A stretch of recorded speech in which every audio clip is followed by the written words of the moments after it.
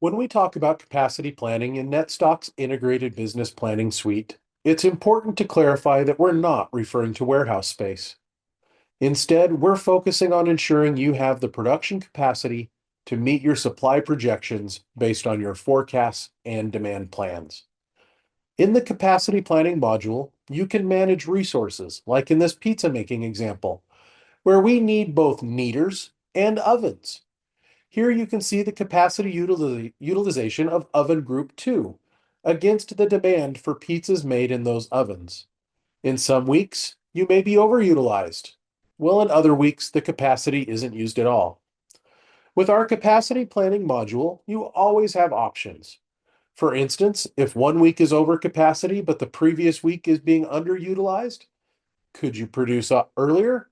Or if oven group 1 has extra capacity, could you shift some work from oven group 2 to group 1? Another option is adjusting your forecast, which the tool makes easy and seamless. The capacity planning tool can assist with either rough cut or finite capacity planning, depending on your business needs. If this is of interest, please contact our team or set up a demo today.